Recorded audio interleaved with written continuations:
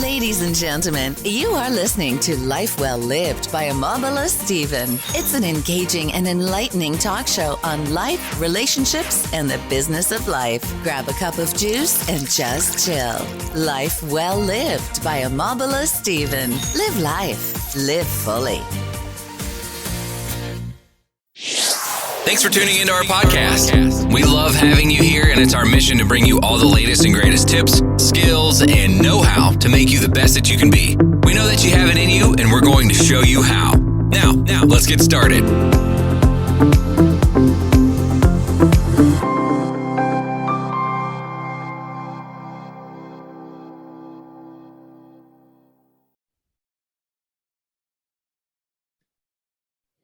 Now, if you're looking forward to a really disruptive mindset conversations that is going to move you closer to the life you've always dreamed to have, like we all live to Omobola Stephen, focus on self-improvement and personal development, and it's the podcast you like to listen to.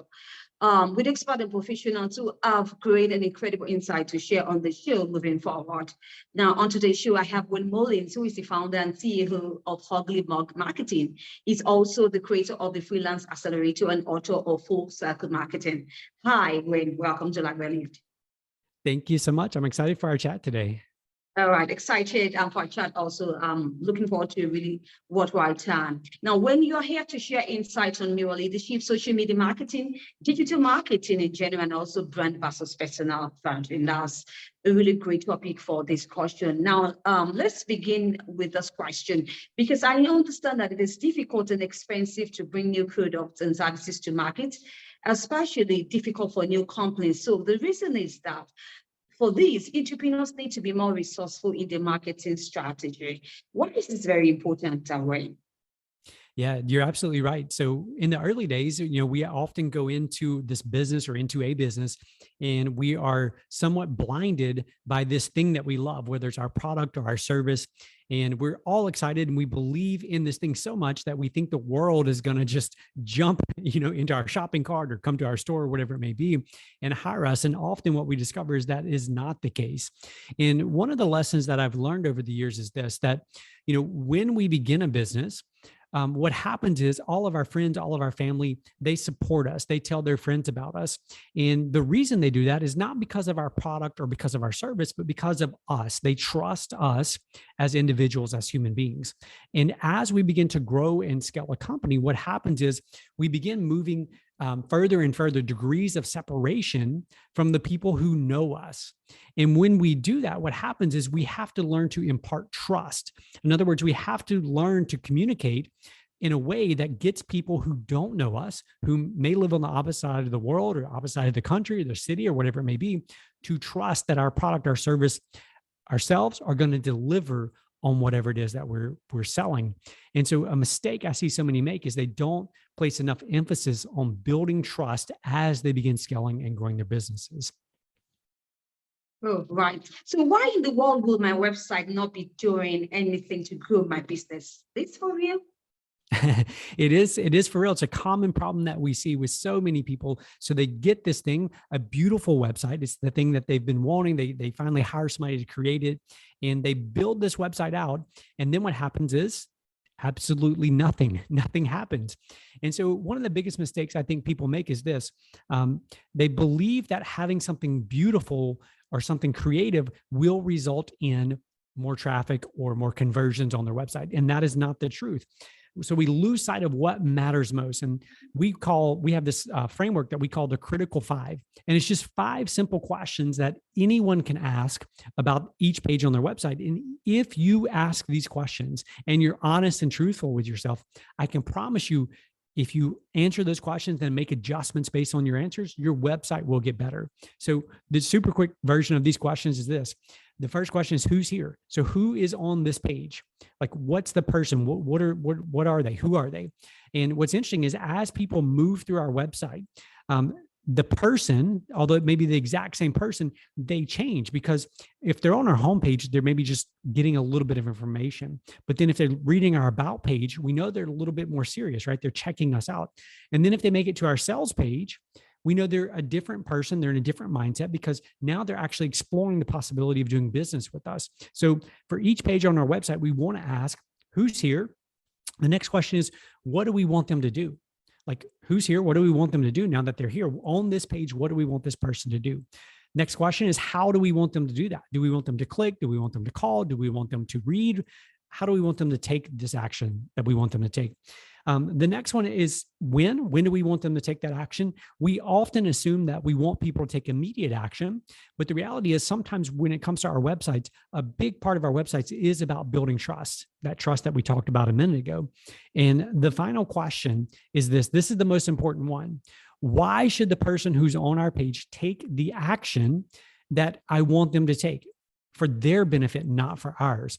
Again, we approach it from our perspective too often, instead of putting ourselves in the shoes of the visitor on our website. And when we put ourselves in their shoes and we ask that question, why should they take that action? It completely flips the script in terms of what we're doing. Right. Beautifully crafted way. Now, every business owner, they're interested in marketing their products and services to the end user. But when their marketing effort, right, to achieve success, when it keeps failing at each time, do you think something may be wrong, something they're not doing pretty well? Yeah, I completely agree with that. There's two questions that I love to get entrepreneurs to ask every single day. Question number one is, what have I done today to attract a new customer? And the beauty of that simple question is this: if you are doing the same thing, so when you ask yourself that question, if your answer is the exact same every single day, but you're not seeing the fruits of those labors, it becomes a warning sign to you, right? It gives you some clues. But if you don't ask yourself that first question every single day, what happens is you're doing a bunch of stuff, hoping that it's working, and you're unsure if it is. And the reason you're unsure is because you're throwing a bunch of stuff at the wall and seeing what sticks, if you will. The second question is, what have I done to keep a customer today? Now, the goal of keeping a customer, there's lots of reasons, there's lots of data that shows that existing customers are more likely to buy again in the future. Existing customers are worth way more money to us as entrepreneurs, as business owners. But the goal of keeping a customer, in my opinion, is to not only just keep them, but to convert them into evangelists for our products, for our services, for our companies. So what have I done to attract a customer? And then what have I done to actually keep a customer today? Right. Now let's talk about social media marketing. Now I'm thinking a few people do not understand what it is. Now I must tell you this because I've had clients who keep coming back to me, Omobola, you know what? It isn't working for my business. I have employed social media marketing, then I'm not seeing the result. Is there anything they're doing wrongly, or is there strategies they need to put in place in need to achieve success in the social marketing effort? Yeah, you're spot on with that, because we hear the same thing. We often hear from clients that social media doesn't work for me, or all these reasons that the new platform or the old platform, whatever it may be, isn't working for them. And here's the biggest mistake I think people make when it comes to social media. They're not actually doing social media. They're actually doing digital media. And so the difference is this: the word social means interaction. It means engagement. It means a conversation, not a dialogue, right? And so often we show up on these platforms that we call social media, and we get up there, and I say we show up and throw up. We get on the screen and we say what we want to say. We make our post about what we want to make, and then we ignore the comments. We ignore the likes. We ignore actually engaging our audience in a meaningful and I guess a conversation that could ultimately lead to a sale or to a customer for our business or for our brand. Oh, right. Now, talking about brand, now tell me, what is brand image really? What does it do to a business? Brand is so important. I think what we mistake as entrepreneurs is we believe that the brand is what we say or how we describe ourselves. And in reality, your brand is how other people talk about you. So if you want to know truly what your brand is, you need to remove yourself from the equation. You need to hear how people talk about your product, your service, your company when you're not around, because that is the brand image that you have. We all know that as entrepreneurs, we love our businesses. These are our babies, right? And we don't want to call our baby ugly, but sometimes we have to face the hard and harsh reality that other people may not be as in love with our product or service, our company as we are. And so we need to get an outside perspective. We need someone who's willing to tell us the hard truths that we may not want to hear about our brand image and what it represents. Oh, thank you once again, Wayne Mullins, for that. So, what is the point of a personal brand? Because I value personal brand so much, and I think it's very important. Going forward, I really want you to talk more about personal brand. Why is it of use? It's of use regardless if you're an entrepreneur or you work for a corporation. And the reason is this: we all, I firmly believe this, we all are our own CEOs of our own lives. And so if you're working right now, if you're working for a company and you're on the entrepreneurial path, right, you want to do something in the future on your own, it makes a lot of sense for you to begin building out your own personal brand, begin building out your followers so that when you're ready to launch, you have an audience there waiting for you. Now, if you, let's say you're in the corporate world and you want to stay working for other people, building out your personal brand still gives you the ability to position yourself as an expert, as a trusted advisor, as a leader, as a mentor within the structure, within the organization that you currently exist in. So, thanks to social media, thanks to all these various platforms, we all now have the ability to craft our own personal brands. The challenge is we don't give enough time and attention to understanding what that brand actually represents. And I think that's a mistake that so many of us make.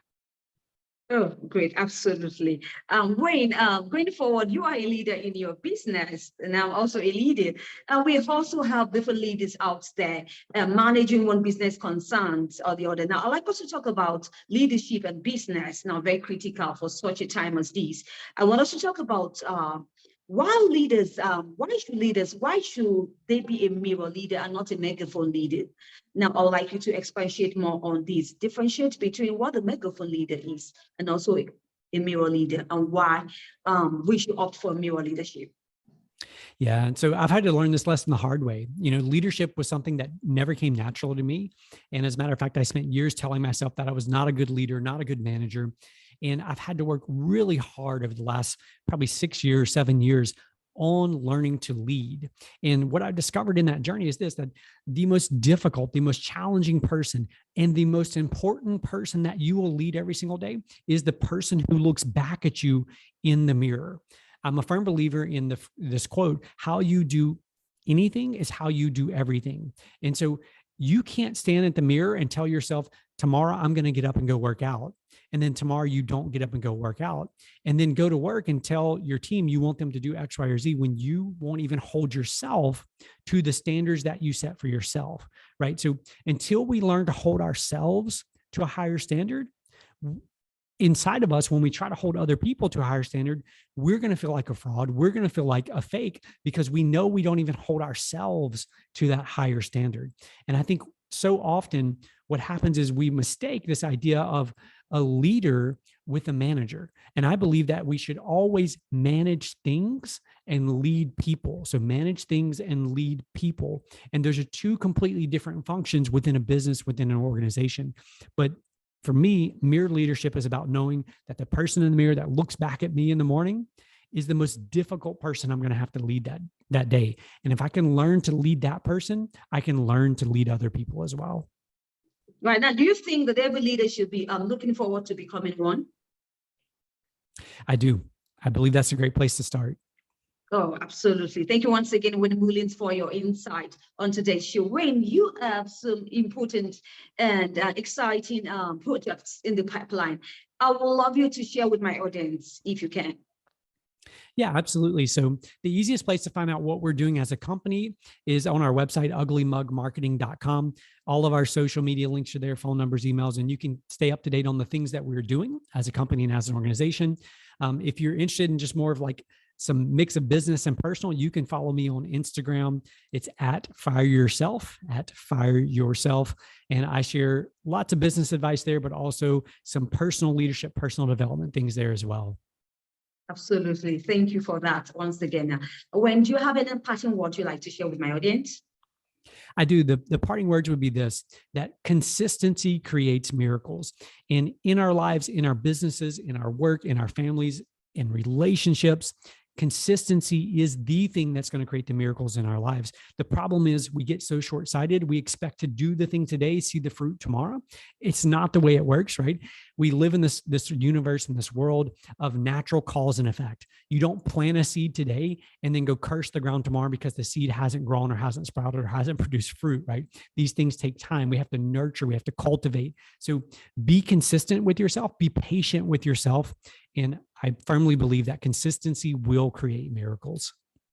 Absolutely. Now, that's an inspiring and motivating line you got here, Wayne. Thank you once again for that. It's really been a worthwhile time having Wayne Mullins, the founder and CEO of Ugly Mug Marketing and the creator of the Freelance Accelerator, author of Full Circle Marketing Online World by Omobola Stephen. Now, if you'd like to catch up with any missed episodes of the podcast, you can do so on any course promotion platforms, on any podcast distribution platforms you bump into online, and do have an amazing time. Perhaps you'd like to be a guest on the show. You can mail me at omobolastephen.outlook.com or check my website, www.omobolastephen.online, to get to know more about me and what I've been up to. Till I come your way, I need you to be good. I need you to stay safe without my tactics.